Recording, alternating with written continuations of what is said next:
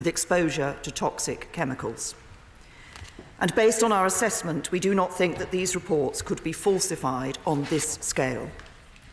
Furthermore, Mr. Speaker, the Syrian regime has reportedly been attempting to conceal the evidence by searching evacuees from Douma to ensure samples are not being smuggled from this area.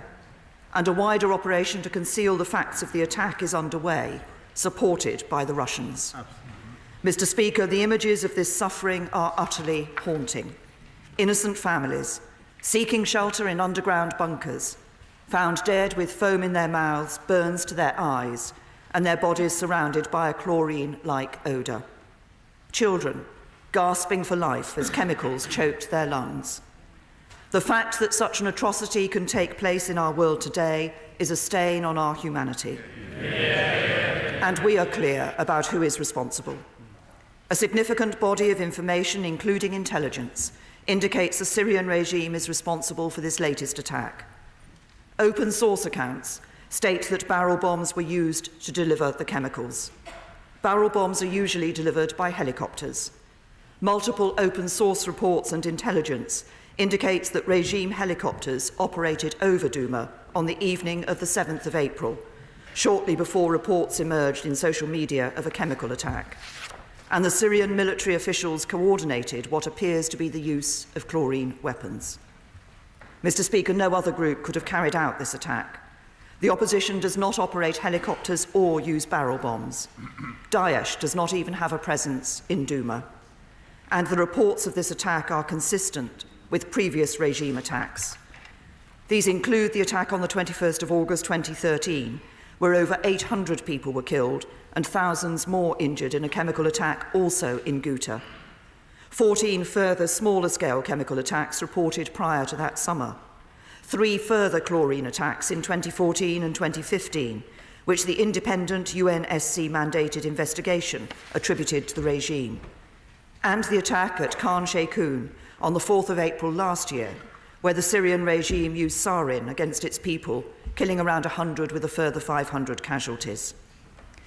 Based on the regime's persistent pattern of behaviour and the cumulative analysis of specific incidents, we judged it highly likely that the Syrian regime had continued to use chemical weapons on at least 4 occasions since the attack in Khan Sheikhoun, and we judged that they would have continued to do so. So we needed to intervene rapidly to alleviate further indiscriminate humanitarian suffering. Mr. Speaker, we've explored every possible diplomatic channel to do so, but our efforts have been repeatedly thwarted. Following the sarin attack in eastern Damascus back in August 2013, the Syrian regime committed to dismantle its chemical weapon program, and Russia promised to ensure that Syria did this, overseen by the Organisation for the Prohibition of Chemical Weapons. At the weekend, the leader of the opposition cited this diplomatic agreement as a precedent that this process can work. But this process did not work. It did not eradicate the chemical weapons capability of the Syrian regime, with only last month the Opcw finding that Syria's declaration of its former chemical weapons programme is incomplete. And as I've already set out, it did not stop the Syrian regime from carrying out the most abhorrent atrocities using these weapons. Furthermore, on each occasion when we have seen every sign of chemical weapons being used, Russia has blocked any attempt to hold the perpetrators to account at the UN Security Council, with 6 such vetoes since the start of 2017. And just last week, Russia blocked a UN resolution that would have established an independent investigation able to determine responsibility for this latest attack. So regrettably, we had no choice but to conclude that diplomatic action on its own is not going to work. The leader of the opposition has said that he can only countenance involvement in Syria if there is UN authority behind it. The House should be clear. That would mean a Russian veto on our foreign policy. When the Cabinet met on Thursday, we considered the advice of the Attorney General. Based on this advice, we agreed that it was not just morally right, but also legally right to take military action, together with our closest allies, to alleviate further humanitarian suffering. This was not about intervening in a civil war, and it was not about regime change. It was about a limited, targeted and effective strike that sought to alleviate the humanitarian suffering of the Syrian people by degrading the Syrian regime's chemical weapons capability and deterring their use. And we have published the legal basis for this action. It required 3 conditions to be met. First, there must be convincing evidence generally accepted by the international community as a whole of extreme humanitarian distress on a large scale, requiring immediate and urgent relief. Second, it must be objectively clear that there is no practicable alternative to the use of force if lives are to be saved. And third, the proposed use of force must be necessary and proportionate to the aim of relief of humanitarian suffering and must be strictly limited in time and in scope to this aim. These are the same 3 criteria used as the legal justification for the UK's role in the NATO intervention in Kosovo. Our intervention in 1991 with the US and France, and in 1992 with the US, to create safe havens and enforce the no-fly zones in Iraq following the Gulf War, were also justified on the basis of humanitarian intervention. So governments of all colours have long considered that military action on an exceptional basis, where necessary and proportionate, and as a last resort to avert an overwhelming humanitarian catastrophe, is permissible under international law. Mr. Speaker, I've set out why we are convinced by the evidence and why there was no practicable alternative. Let me set out how this military response was also proportionate. This was a limited, targeted and effective strike that would significantly degrade Syrian chemical weapons capabilities and deter their future use, and with clear boundaries that expressly sought to avoid escalation and did everything possible to prevent civilian casualties. As a result, the coordinated actions of the US, UK and France were successfully and specifically targeted at 3 sites. Contrary to what the Leader of the Opposition said at the weekend, these were not empty buildings. The first was the Baza branch of the Scientific Studies and Research Centre in northern Damascus. This was a centre for the research and development of Syria's chemical and biological programme. It was hit by 57 American TLAMs and 19 American JASSMs. The second site was the Him Shinzar chemical weapons bunkers, 15 miles west of the city of Homs, which contained both a chemical weapons equipment and storage facility and an important command post. These were successfully hit by 7 French Scalp cruise missiles. And the third site was the Him Shinzar chemical weapons storage site and former missile base, which is now a military facility.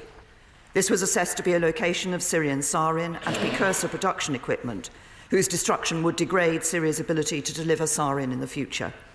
This was hit by 9 US TLAMs, 5 naval and 2 Scalp cruise missiles from France, and 8 Storm Shadow missiles launched by R4 RAF Tornado GR4s. Very careful scientific analysis was used to determine where best to target these missiles to maximise the destruction of stockpiled chemicals and to minimise any risk to the surrounding area. And the facility that we targeted is located some distance from any known population centres, reducing yet further any such risk of civilian casualties. Mr. Speaker, while targeted and limited, these strikes by the US, UK and France were significantly larger than the US action a year ago after the attack at Khan Sheikhoun, and specifically designed to have a greater impact on the regime's capability and willingness to use chemical weapons. We also minimise the chances of wider escalation through our carefully targeted approach, and the House will note that Russia has not reported any losses of personnel or equipment as a result of these strikes. I'm sure the whole House will want to join me in paying tribute to all the British servicemen and women and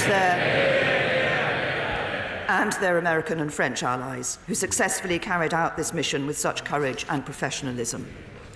Mr. Speaker, let me deal specifically with 3 important questions. First, why did we not wait for the investigation from the OPCW? UNSC-mandated inspectors have investigated previous attacks and on 4 occasions decided that the regime was indeed responsible. We are confident in our own assessment that the Syrian regime was highly likely responsible for this attack and that its persistent pattern of behaviour meant that it was highly likely to continue using chemical weapons. Furthermore, there were clearly attempts to block any proper investigation, as we saw with the Russian veto at the UN earlier in the week. And let me set this out in detail. We support strongly the work of the OPCW fact-finding mission that is currently in Damascus. But that mission is only able to make an assessment of whether chemical weapons were used. Even if the OPCW team is able to visit Douma to gather information to make that assessment, and they are currently being prevented from doing so by the regime and the Russians, it cannot attribute responsibility. This is because Russia vetoed in November 2017 an extension of the joint investigatory mechanism set up to do this. And last week, in the wake of the Douma attack, it again vetoed a new UNSC resolution to re-establish such a mechanism. And even if we had OPCW's findings and a mechanism to attribute, for as long as Russia continues to veto, the UN Security Council still would not be able to act. So, Mr. Speaker, we cannot wait to alleviate further humanitarian suffering caused by chemical weapons attacks. Second, were we not just following orders from America? Let me be absolutely clear. We have acted because it is in our national interest to do so. It is in our national interest to prevent the further use of chemical weapons in Syria and to uphold and defend the global consensus that these weapons should not be used. For we cannot allow the use of chemical weapons to become normalised, either within Syria, on the streets of the UK or elsewhere. So we have not done this because President Trump asked us to do so. We have done it because we believed it was the right thing to do, and we are not alone. There is broad-based international support for the action we've taken. NATO has issued a statement setting out its support, as have the Gulf Cooperation Council and a number of countries in the region. And over the weekend, I have spoken to a range of world leaders, including Chancellor Merkel, Prime Minister Gentiloni, Prime Minister Trudeau, Prime Minister Turnbull, and European Union Council President Donald Tusk. All have expressed their support for the actions that Britain, France, and America have taken. Third, why did we not recall Parliament? Mr. Speaker, the speed with which we acted was essential in cooperating with our partners to alleviate further humanitarian suffering and to maintain the vital security of our operations. This was a limited, targeted strike on a legal basis that has been used before, and it was a decision which required the evaluation of intelligence and information, much of which was of a nature that could not be shared with Parliament. We have always been clear that the government has the right to act quickly in the national interest. I am absolutely clear, Mr. Speaker, that it is Parliament's responsibility to hold me to account for such decisions, and Parliament will do so. But it is my responsibility as Prime Minister to make these decisions, and I will make them. Mr. Speaker, as I have been clear, this military action was not about intervening in the civil war in Syria or about regime change. But we are determined to do our utmost to help resolve the conflict in Syria. That means concluding the fight against Daesh, which still holds pockets of territory in Syria. It means working to enable humanitarian access and continuing our efforts at the forefront of global response, where the UK has already committed almost £2.5 billion, our largest ever response to a single humanitarian crisis. And next week we will attend the second Brussels conference on supporting the future of Syria and the region, which will focus on humanitarian support, bolstering the UN-led political process in Geneva, and ensuring continued international support to refugees and host countries, driving forward the legacy of our own London conference held in 2016. And it means supporting international efforts to reinvigorate the process to deliver a political solution, for this is the best long-term hope for the Syrian people. The UK will do all of these things, but as I've also been clear, that is not what these military strikes were about. Mr. Speaker, as I've set out, the military action that we have taken this weekend was specifically focused on degrading the Syrian regime's chemical weapons capability and deterring their future use. In order to achieve this, there must also be a wider diplomatic effort, including the full range of political and economic levers, to strengthen the global norms prohibiting the use of chemical weapons, which have stood for nearly a century. So we will continue to work with our international partners on tough economic action against those involved with the production or dissemination of chemical weapons. And I welcome the conclusion of today's European Foreign Affairs Council, attended by my right honourable friend, the Foreign Secretary, that confirmed the Council is willing to consider further restrictive measures on those involved in the development and use of chemical weapons in Syria.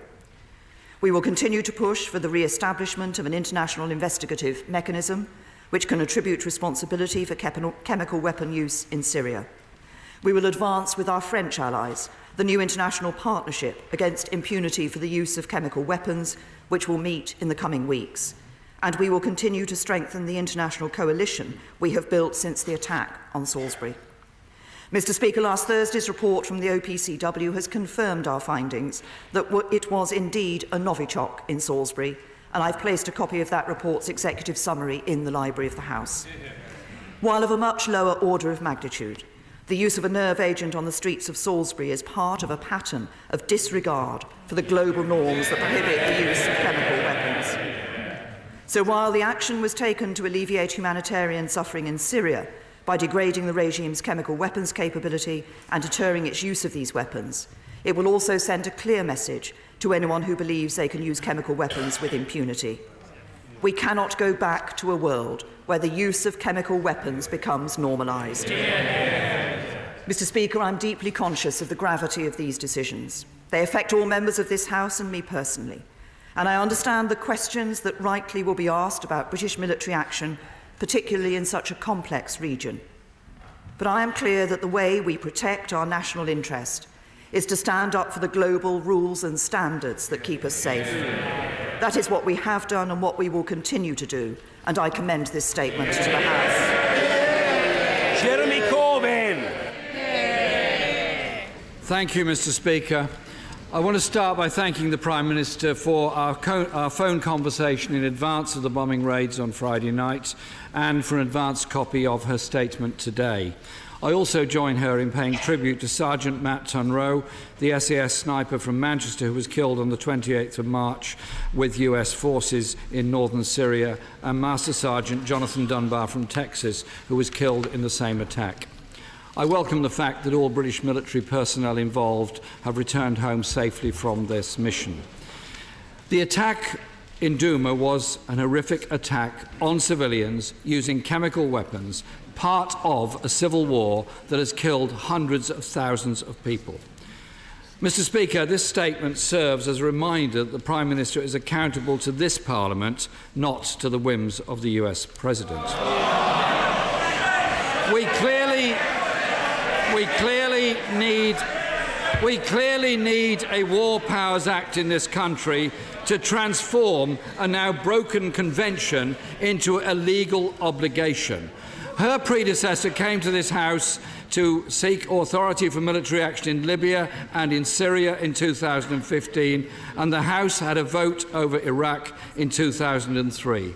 There is no more serious issue than the life and death matters of military action. It is right that Parliament has the power to support or stop the government from taking planned military action.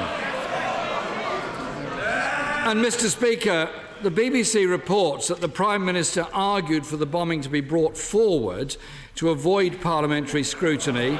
Will she today confirm or deny those reports? I believe, Mr. Speaker, the action was legally questionable. And on Saturday, I just urge members to calm down, because in my experience, some of the members who shout from a sedentary position then also entertain the fanciful idea that they might be called to ask a question. And I wish to disabuse them of that idea. The Prime Minister was heard in an atmosphere of respectful quiet and order, and that will happen for the Leader of the Opposition as well. No ifs, no buts, no sneers, no exceptions. That is the position. Jeremy Corbyn. Thank you, Mr. Speaker.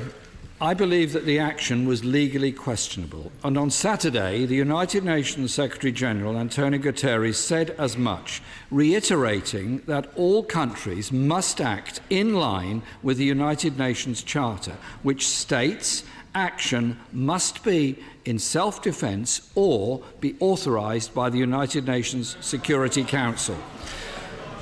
The Prime Minister has assured us that the Attorney-General had given clear legal advice approving the action.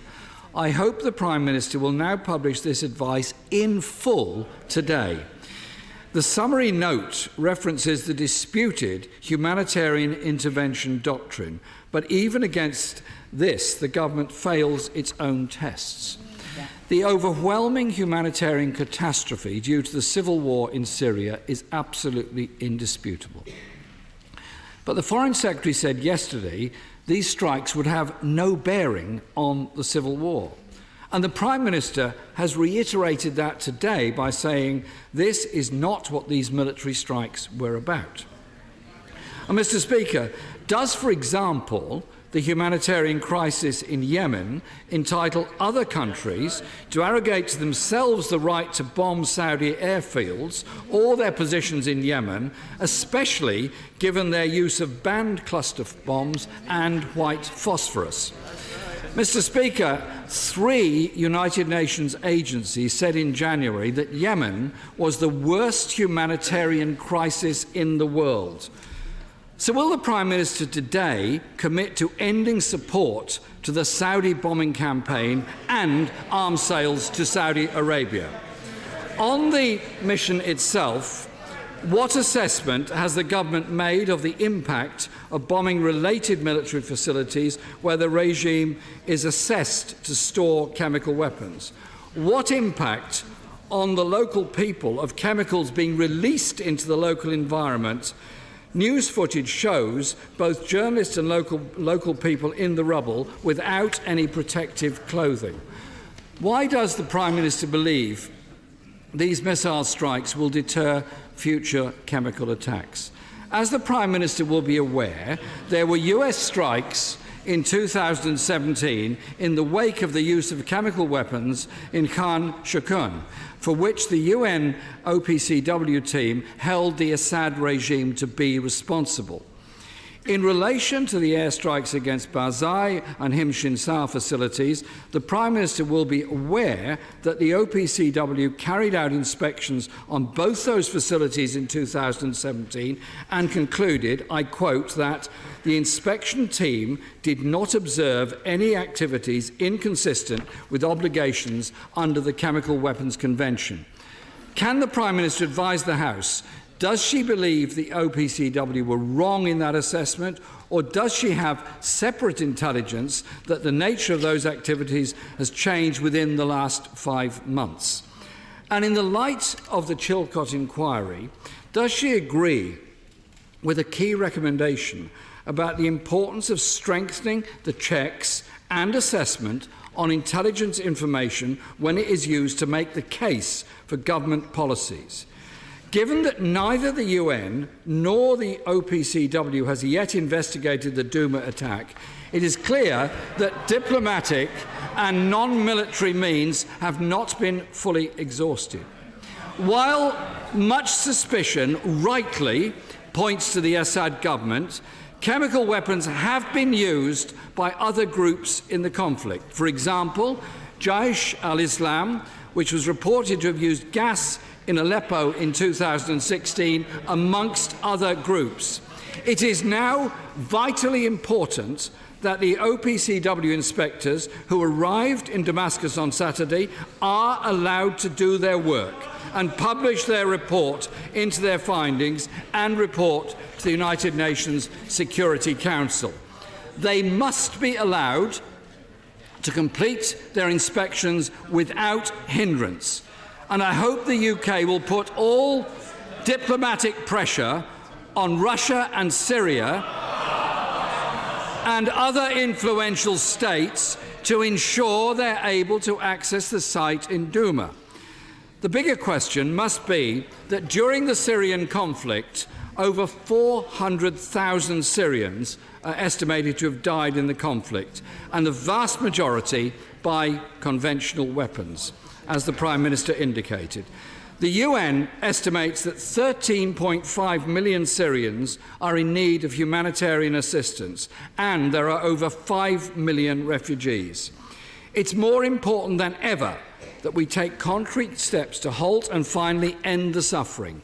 Acting through the UN, the Prime Minister should now take a diplomatic lead to negotiate a pause in this abhorrent conflict.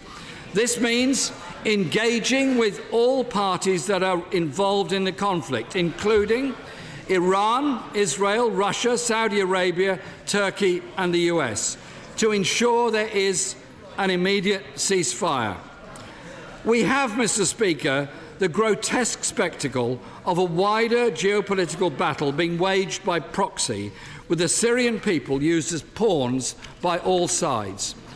Our first priority must be the safety and security of the Syrian people, which is best served by de-escalating this conflict so that aid can get in.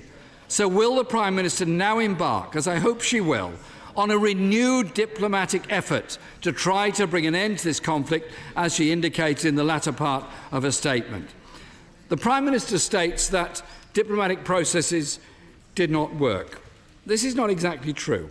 The initiative negotiated by John Kerry and Sergei Lavrov led to the destruction of 600 tons of chemical weapons overseen by the OPCW. No one, Mr. Speaker, disputes that such diplomatic processes are difficult and imperfect, but that should not stop us from continuing diplomatic efforts.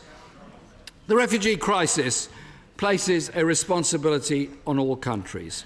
Hundreds of unaccompanied children remain in Europe, and the UK has yet to take even the small numbers it was committed to through the Dubs Amendment. I hope that today the government will now increase its commitment to take additional Syrian refugees. Will the Prime Minister make that commitment today? Prime Minister.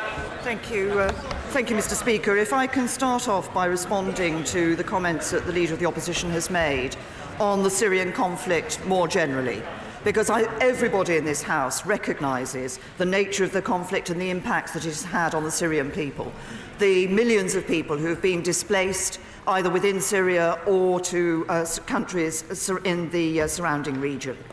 We have, as the United Kingdom, as I said in my statement, we are now the second biggest bilateral donor to Syrian refugees in the region at almost £2.5 billion. We've been very clear that we believe we can help more people by giving that aid in the region, and we have been able to support hundreds of thousands of children in the region by the aid that we have given to them. We will continue to do that and continue to support and continue to be grateful for all that is being done, particularly by Turkey, the Lebanon and Jordan, to support refugees in the region. This is a significant task for those countries, and we are supporting them in that effort. I also said, the Right Honourable Gentleman also asked me to launch a new diplomatic effort. As I said in my statement, we will indeed be continuing the work in relation to this wider issue of the conflict in Syria. That means, as I said, continuing the fight against Daesh and concluding the fight against Daesh. It means our humanitarian work, as I have said, and continuing to press for humanitarian access. And it also means supporting the international efforts to reinvigorate the process to deliver a long-term political solution in Syria. But it is necessary for all parties to be willing to come together to ensure that they can, and to discuss and develop a long-term solution for Syria. Now, let me come on to the specific strikes that took place at the weekend and the issue of chemical weapons. The Right Honourable Gentleman asked about the legal basis. We have published the legal basis for our action. And I've been very clear, I went through the arguments in my statement. This is about the alleviation of humanitarian suffering. That is a legal basis that has been used by governments of all colours. It was used, as I said, in 1991 and 1992. It was also used by the Labour government to justify intervention in Kosovo as part of the NATO intervention. He refers to other areas of conflict in the world. Can I just say to him, what sets this apart particularly is the use of chemical weapons. This is about alleviating the suffering that would come from the use of chemical weapons. But I believe it is also important, and in this country's interest, and the interests of other countries around the world, that we do re-establish the international norm that the use of chemical weapons is prohibited. We cannot allow a situation to develop where countries and people think that the use of chemical weapons has been allowed to become normalised. And that is important for us all. He talks about the OPCW and about the intervention, their investigation in Douma. As I said in my statement, the problem is they are being stopped from their investigation in Douma. The regime and the Russians are preventing them from doing that. And moreover, again, the regime has reportedly been attempting to conceal the evidence by searching evacuees from Douma to ensure that they are not taking out of the region samples that could be tested elsewhere. And a wider operation to conceal the facts of the attack is underway, supported by the Russians. He talks about other groups that have, and the possibility of chemical weapons being used by other groups.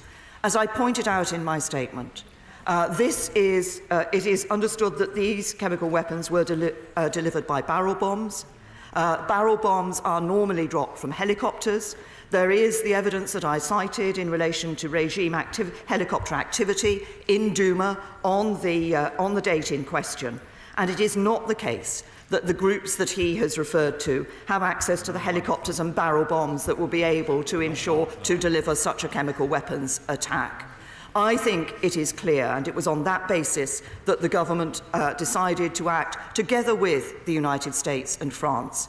And I think it is important that this was a joint international effort that took place in relation to these strikes. These strikes were carefully targeted. A proper analysis was done to ensure that they were targeted at sites that were relevant to the chemical weapons capability of the regime. We did this to alleviate further human suffering. We targeted it on chemical weapons capability of the regime to degrade and deter the willingness of the regime to use chemical weapons in future. And I continue to believe it was the right thing to do.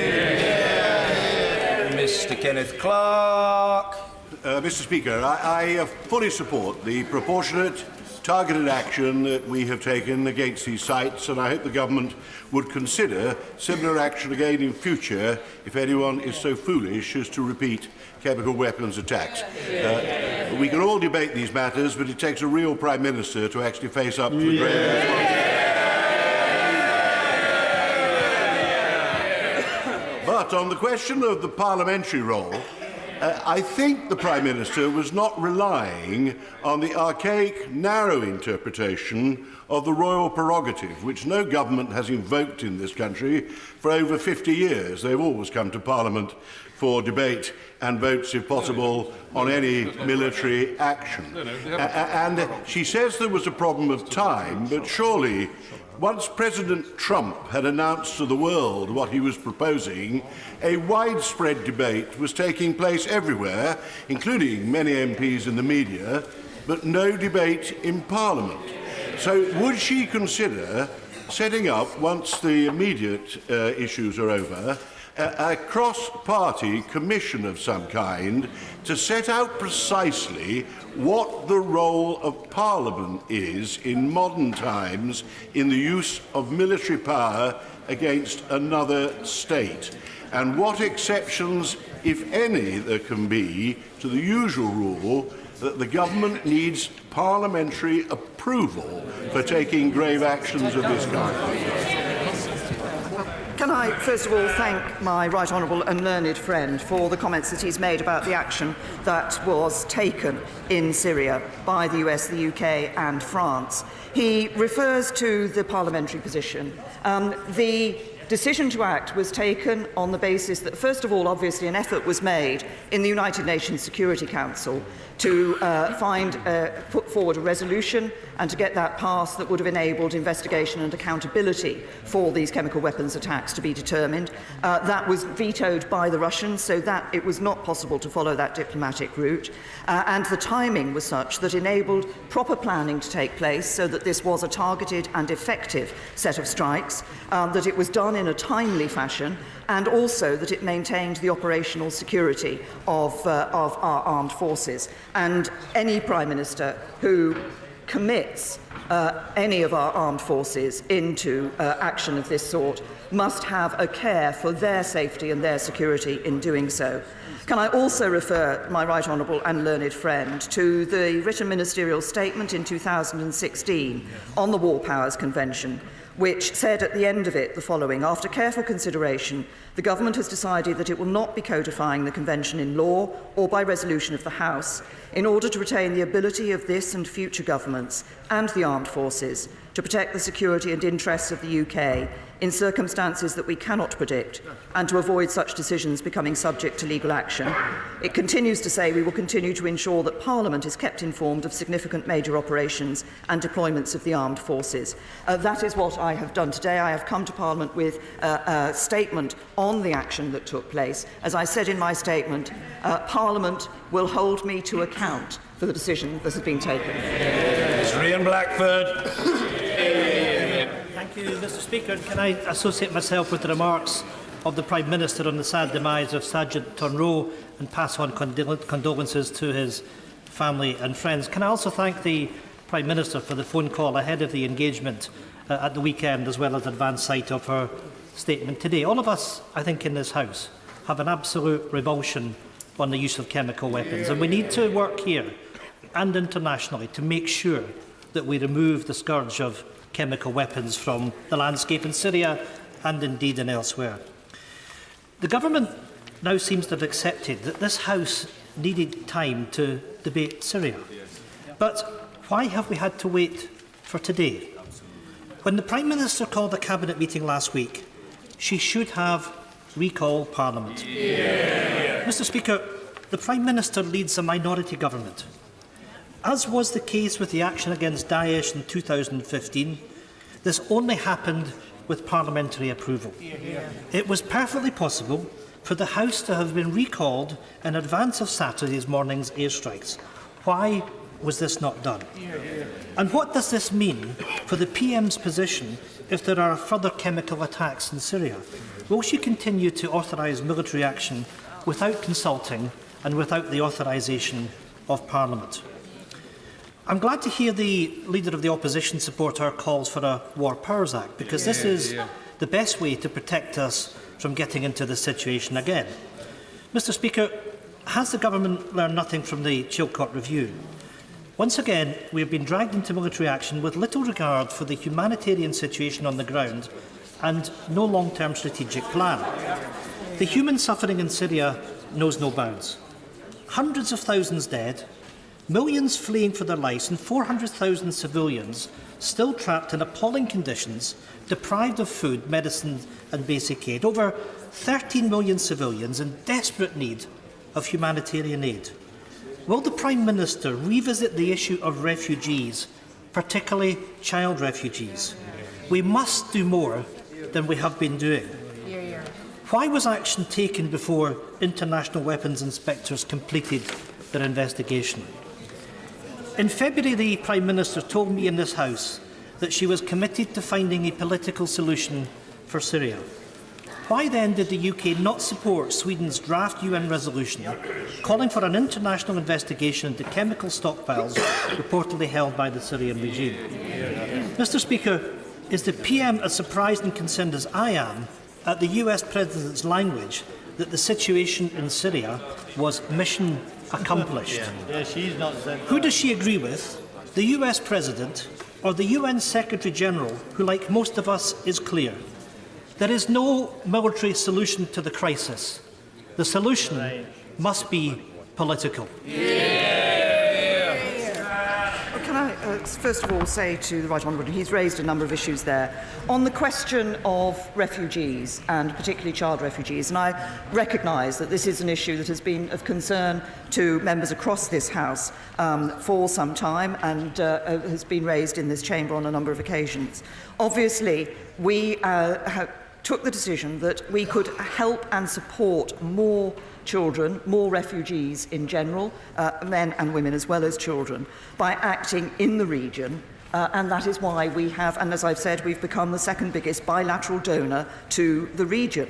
But we also took the decision that there were a number of refugees who are particularly vulnerable, who perhaps required particular medical support, who it was right to bring to the United Kingdom under our commitment on the Vulnerable Refugees Resettlement Scheme, which we have, Vulnerable Persons Resettlement Scheme, which we have been putting in place and continue to put in place. There are a number of other schemes that we're operating to bring refugees, children in particular, here to the United Kingdom. But we continue to ensure that we are supporting the greatest number possible of refugees by actually acting in region. And I think that continues to be what we should be doing. He asked me about the issue of Parliament. And I'm sure that he would recognise that it is the case that it is always necessary for the government to be able to act in those circumstances where decisions need to be taken, but to ensure that if a decision is taken which has not been discussed by Parliament, that an opportunity for Parliament to consider that, to discuss it, to ask questions on it is given at the first opportunity. That is exactly what we have done in this particular circumstance. We have also been as open as possible in terms of publishing the legal basis for which we have, on which we have taken this decision, and making information available to a number of parliamentarians on a Privy Council basis, and trying to ensure that we can provide the maximum possible briefing, commensurate, of course, with the fact that some of the intelligence that we have and have operated on is not intelligence that it is possible to share with Parliament. But we will be as open as possible with this Parliament. As I say, I will continue to answer questions from this Parliament on this issue. Mr. Ian Duncan-Smith. Speaker, may I say to my right honourable friend that given the nature of her narrow target of stopping Syrians using chemical weapons further, and of the need to take swift action, I commend her for taking that, notwithstanding the fact that others have criticised her for not coming to Parliament. Coming to Parliament is a must, and the Prime Minister has done that today and will do it later on as well. But can I also raise the issue that the Russians and the Syrians are blocking the OPCW from going in to the target area, and I understand there's a lot of clean-up and change taking place while that block is taking place at the same time. So I have a simple question to ask my right honourable friend. Given the confusion of some who are a bit uncertain about who is the greatest threat to world peace, does she think that it is Russia or America?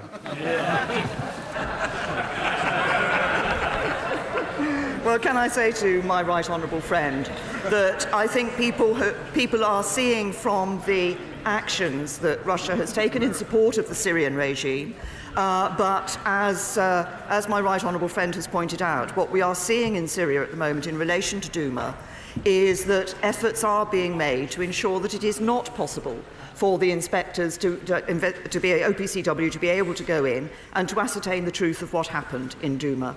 We took a decision, we assessed together with our allies, and the assessment was agreed amongst the three parties that took place in these strikes, that all the evidence that we had seen from open source reporting, the reporting of NGOs, the reporting of the World Health Organization, that this was a chemical weapons attack, and as I've indicated, a number of pieces of information and intelligence that showed that it was highly likely that this was undertaken by the Syrian regime. But my right honourable friend is right. Actually, more could have been done by the OPCW if Russia had not vetoed the resolution in the United Nations Security Council.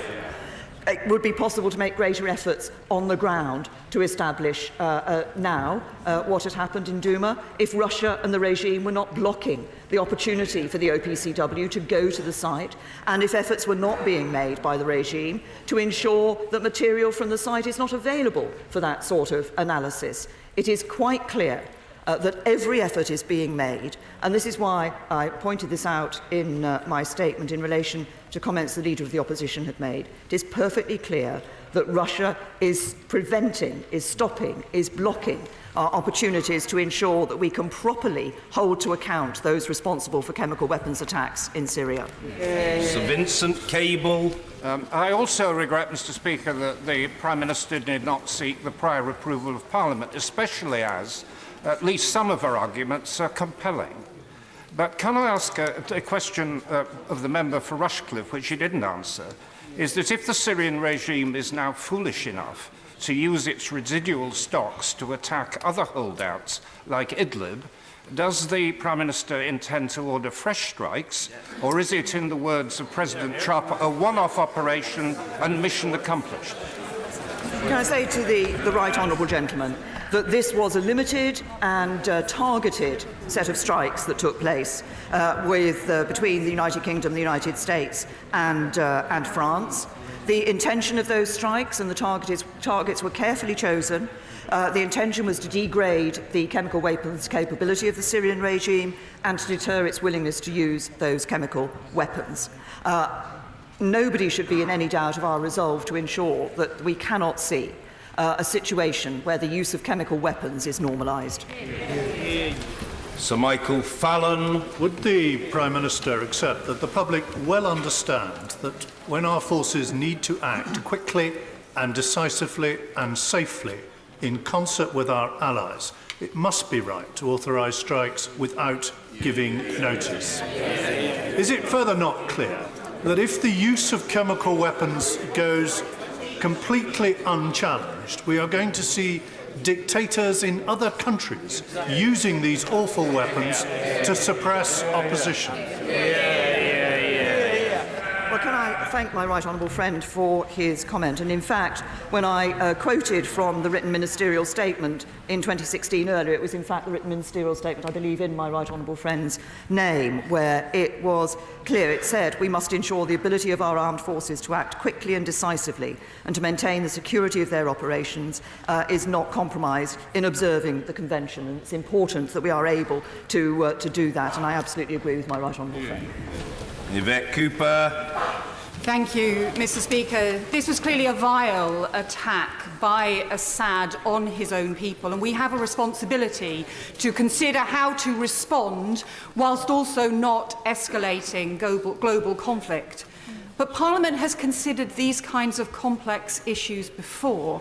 We have voted for and against military action. We have got things right and got things wrong, and so too has the executive. And the Prime Minister and her cabinet appear today to not just be arguing about the circumstances of last week, but also to be rejecting the entire principle of consulting, debating and voting in Parliament in advance of military action. Given the importance of us pioneering democratic values across the world, can she clarify her position on this and say how important she thinks it is for Parliament to decide issues of war and peace? Can I say to the right honourable lady, it is not a question of the government rejecting that.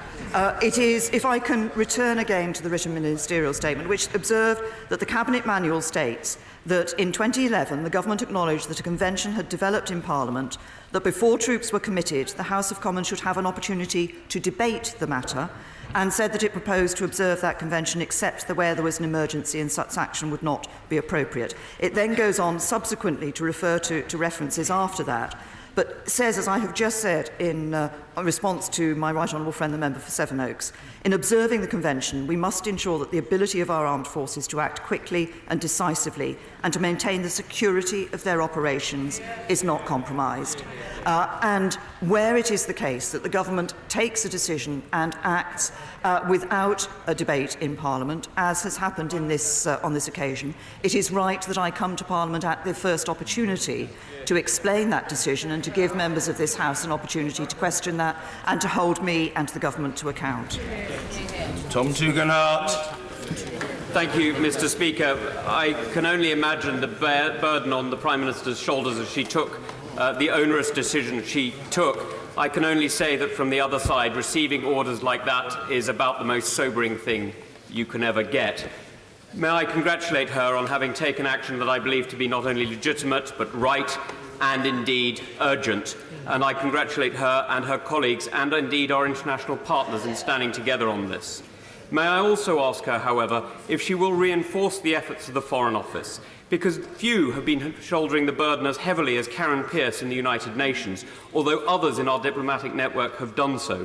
Would she not agree with me that the role of the the Foreign Office is to promote the aims and interests of our government and our people we are here to represent, and not to wait for a veto and the order that Moscow says no. Well, I absolutely agree with my honourable friend that it must be the UK government that determines UK foreign policy, and we must not hand over our foreign policy to a Russian veto.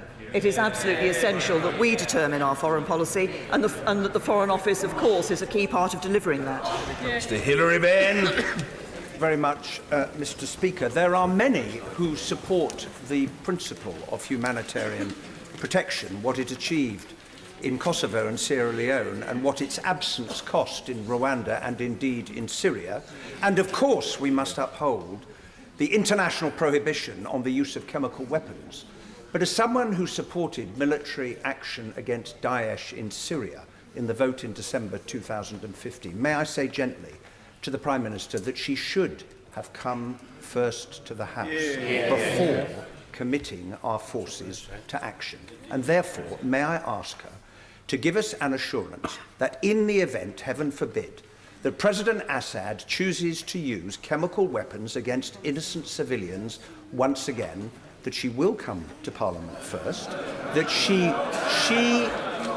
will share such evidence as she can with us, as she has done today, and that she will trust Parliament to decide what is to be done. Say to the right honourable gentleman, as I set out the basis on which we took this decision in the statement that I have just made, and I recognise the importance and significance of Parliament and Parliament being able to make its views known on these issues. But it is also important that the government is able to act. There will always be circumstances in which it's important for the government to be able to act and for the operational security of our armed forces to be able to do so without that debate having taken place in Parliament. There will be circumstances where that is the case. The government has consistently set that out. As I said, if those are the circumstances, then it's right that the Prime Minister comes to Parliament at the earliest opportunity. But in relation to the reference he's made to potential future action, as I said in response to the right honourable gentleman, the leader of the Liberal Democrats, this was a targeted attack. It was targeted on the degrading of the chemical weapons capability of the Syrian regime, and it was undertaken. We now look alongside that to undertake international work and diplomatic and political channels to ensure that we reinforce the international norm of not using chemical weapons. But nobody should be in any doubt, I think, about our resolve that should be there to ensure that we do not see a situation developing where the use of chemical weapons is normalised. Mr. Dominic Grieve. Thank you, Mr. Speaker. If the Leader of the Opposition persists on behalf of the Labour Party in changing its previous adherence to the previous rule of international law, justifying taking unilateral action in the event of there being a humanitarian necessity, does my right honourable friend agree with me that the consequence of that is going to be that any tyrant, megalomaniac, person intent on carrying out genocide, if they have the support of an amoral state within the Security Council, we'll be able to conduct that genocide with total impunity. Even if it was within our power to act to prevent it. And does she agree with me that in those circumstances, far from upholding the international rules-based system, the reality is that it would be dead? Can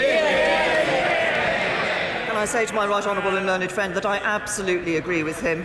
He is absolutely right. If we were to say that we were only prepared to act when we had the support of the United Nations, given that there is, as we have seen in this circumstance, a member of the UN Security Council who is willing repeatedly to veto the ability to investigate these issues, then anybody, any tyrant around the world could determine that actually they could act with impunity and they could use these weapons with impunity. We must not allow that. The use of these chemical weapons must be stopped. Mr. Nigel Dodds. Associate my honourable and right honourable friends with the Prime Minister's remarks on the passing of Sergeant Tunro and his courage and valour is another example of the courage and valour of all our servicemen and women as exemplified in Syria at the weekend. Can I thank her for her call with me prior to the action on Saturday morning, and thank her for her statement today, and the cogent and well-argued nature of that statement addresses the challenges of these difficult times in stark contrast to the contribution of the Leader of the Opposition in this House today. And given the fact that this is limited and targeted action, given the fact that diplomacy was tried and was unable, sadly, to succeed, the Prime Minister is utterly justified in the action that she has taken. And she should have the support of every right-thinking member of this House in upholding international law and defending the national interests of the United Kingdom. Can I thank the right honourable gentleman, and he is absolutely right. We undertook this action because we believed it was the right thing to do. It was in our national interest, and I believe it is important that all of us across this House recognise the need to uphold the international rules-based order and do what we can to ensure that we maintain that rules-based order.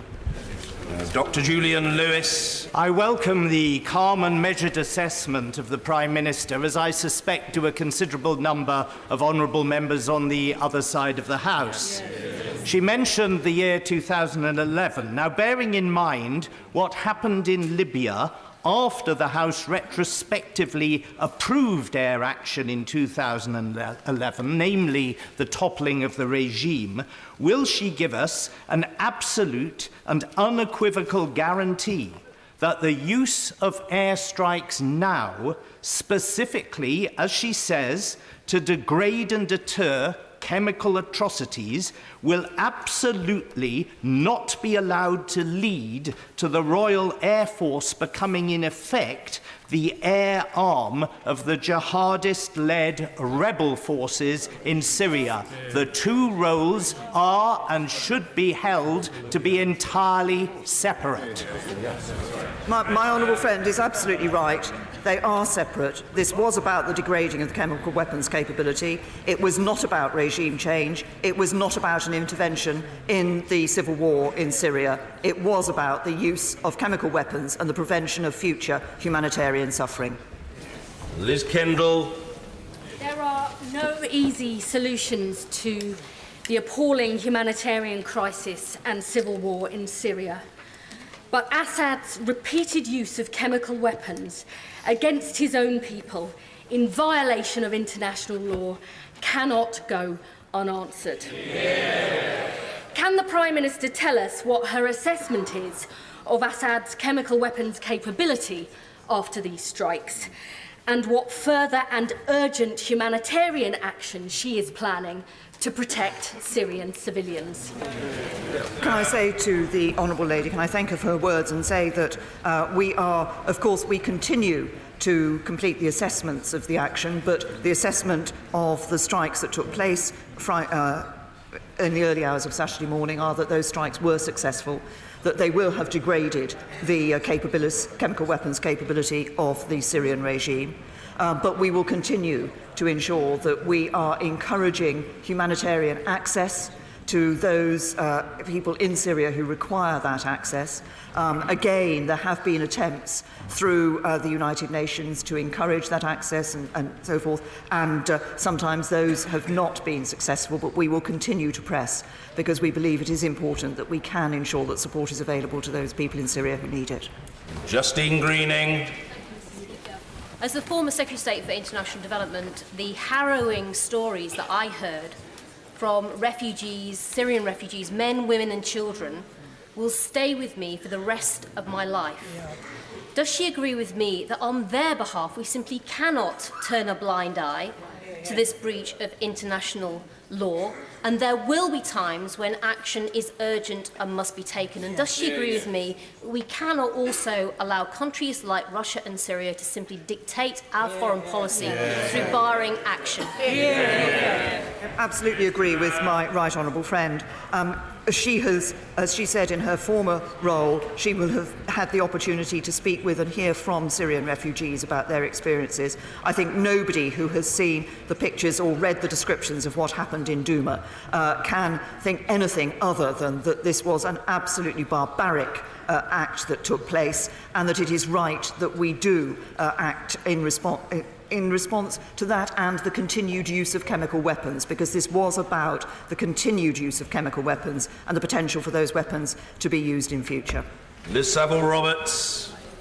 The sight of children and adults suffering from the effects of chemical weapons cries out to all humanity for a humane response. But planning for war without equally robust planning for peace is anything but humane. Conventional and chemical weapons are indiscriminately horrific. In what way will this weekend's strikes prevent children from monstrous attacks in future? What we have undertaken is a limited and targeted set of strikes alongside our allies in the United States and France.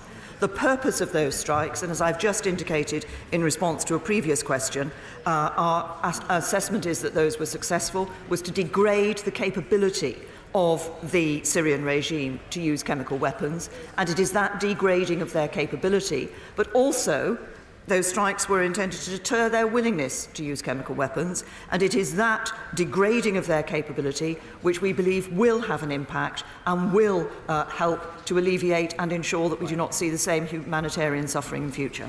The Nicholas Soames. Well, my right honourable friend will agree that the use of chemical weapons by anyone, anywhere, under any circumstances, is illegal, contrary to all the laws of war, and utterly reprehensible.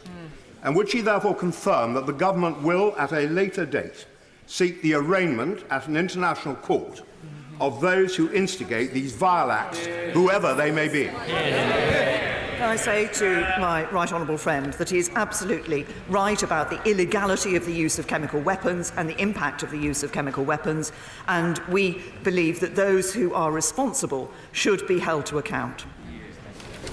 Chris Leslie.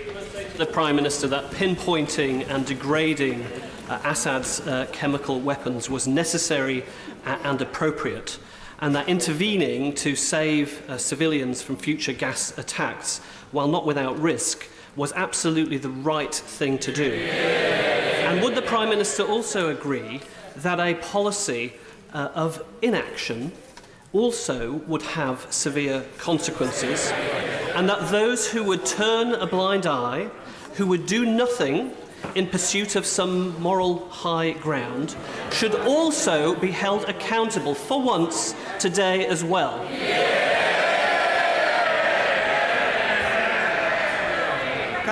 Can I thank the right honourable gentleman for his comments, and I agree with him. I think we have to look, many people focus on the impact of action, but actually inaction would have given a message that these chemical weapons could continue to be used by the Syrian regime and indeed by others with impunity, and we cannot allow that to happen. The use of these weapons must be stopped. Priti Patel.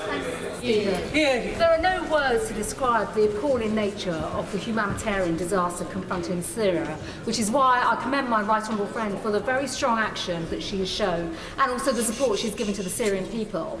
Will my right honourable friend give an assurance that in the face of the abhorrent abuses perpetrated by the Assad regime, that she will continue to be a strong voice for the international rules-based system and show that Britain will not stand idly by when cruel weapons are used to murder innocent children and families? Well, can I say to my right honourable friend, I absolutely agree with her. We will ensure that our voice is heard. And I think it is absolutely right. This is the right thing to do. It was in our national interest, but it's also important that we are standing up for that international rules-based order and that we continue to do so. Ben Bradshaw. Britain was absolutely right with France and America to take this long overdue action in response to Assad's proven and repeated use of chemical weapons. His regime and the Kremlin have lied and lied again since 2013 on his continued development of his chemical weapons programme and their continued use. So will she reassure this House that if this does not prove to be a sufficient deterrent, she and our allies will not hesitate to act again, but I do urge her, in those circumstances, to come to this House and seek Parliament's consent first. I say to the Right Honourable Gentleman, he's absolutely right to refer to proven and repeated use of chemical weapons by the Syrian regime. And as I said earlier in response to a number of other questions, nobody should doubt our resolve. Nobody should be in any doubt about our resolve to ensure that we the alleviation of humanitarian suffering by dealing with this issue of the use of chemical weapons, but also our resolve to ensure that the use of chemical weapons is not normalised. Sir Edward Lee. The Prime Minister was indeed heard in respectful silence because her moderate and determined and sensible attitude deserves respect from this House. But may I ask a question on behalf of the persecuted Christians of the Middle East, who will face further persecution if it is believed that their sponsors in the West are taking sides in this civil war? So will she assure us that not just in terms of this airstrike, but generally, we are no longer in favour of regime change, we do not take sides, we are only on the side of peace? And can she look me in the eye and say that whilst we, backbenchers, can of course not have access to intelligence, she does, and having had that access, she is absolutely clear in her own mind that beyond reasonable doubt the regime was responsible for this attack? Well, can I, on the first point that my honourable friend has raised, can I say that I recognise the concerns about persecuted Christians in this region, and indeed this is a matter which we're discussing with the Foreign Office, how we can look at this issue of persecuted Christians, but also actually other religious groups who find themselves persecuted in wherever that might be, and including in this region. And I can give my honourable friend the absolute assurance that from the intelligence that I have seen, from the analysis I have seen, from the assessments that I have heard, I am in absolutely no doubt that the Syrian regime was responsible for this attack in Douma. Caroline Lucas. Mr. Speaker, the Prime Minister has said that the legal basis relies on there having been no practicable alternative to the use of force. Further to that, can she confirm exactly when the UK identified